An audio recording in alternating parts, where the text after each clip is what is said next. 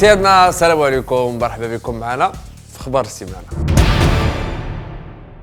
من جديد دوك صماد كيجبد نحل على راسو من بعد ما اثار الجدل مجددا من بعد ما نشر الصوره اللي كيظهر بها بلوك نسائي عبر التطبيق ديال الانستغرام من خلال حسابه الشخصي.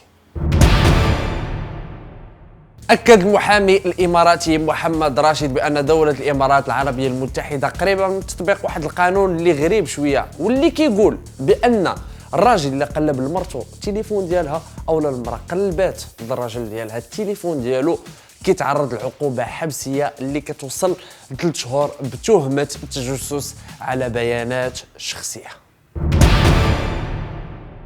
ودائما في اخبار اللي متعلقه باثاره الجدل ديال المشاهير، هاد المره غادي نمشيو لواحد الفنانه سعوديه اللي سميتها روتانا طرابزوني، واللي خلقات جدل كبير من بعد ما ظهرت في واحد الفيديو على ستيج، يعني فوق من الخشبه كتشطح وكتغني، وختمتها بقراءه سوره الفاتحه، وهذا الشيء اللي خلى مجموعه من الناس يهاجموها على مواقع التواصل الاجتماعي.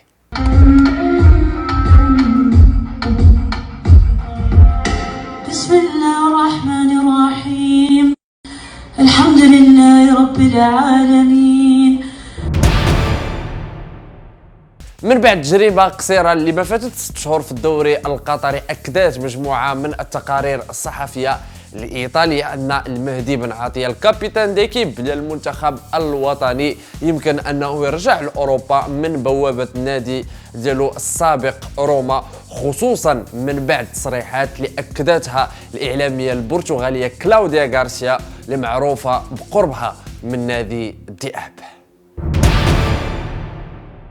وفي برنامج عيشة شو اللي كان الضيف ديالو الفنان التونسي صابر الرباعي، هضر في هذه الحلقة هذه على سعد المجرد وعلى الأزمة اللي كيعيشها حاليا سعد. صابر الرباعي هضر على بزاف ديال الحوايج اللي متعلقة بالفنان المغربي ديالنا، شوفوها من خلال هذا الفيديو. أنا نحبه برشا سعد على فكرة، يعني مجتهد جدا وعنده مستوى تفكيري فني، يعني يحب يحاكك العربي، الوطن العربي والاكسيدونتال اللي هو العالم الآخر الأجنبي. يعني كيف ما أكدنا سابقا واصدقائنا، انتقال ديال فابريس غوما من فيتا كلوب للرجاء، هاد المره كنأكدوا لكم عبر مصادر خاصه بان المدرب ديال نادي الرجاء باتريس كارتيرون وضع اللاعبين اللي كاينين في لائحه المغادرين للموسم المقبل، وكيتعلق الامر بكل من سيف الدين العالمي السنغالي ابراهيم نياسي والاوغندي محمد شعبان، كيف ما تم وضع اللاعب صلاح الدين باهي وسعد الكحل في قائمه الاعارات الموسم الرياضي المقبل.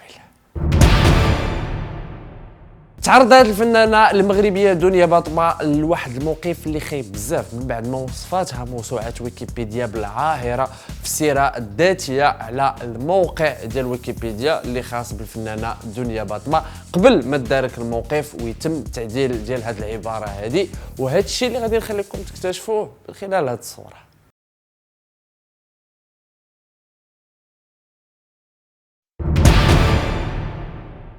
اما دابا مشاهدينا نخليكم مع فيديو الاسبوع.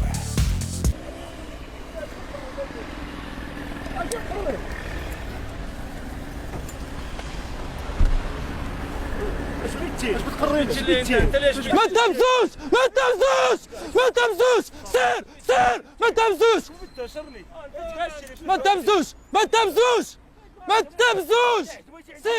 سير. فين غادي انا خالتي نوصلكم؟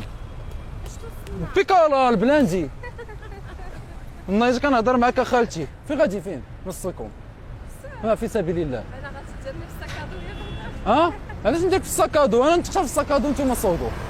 مالك هو بركاك بنادم طايح تماك دايرك السيده، مالك لا تبركيك حشومه صاي حشومه تبركك.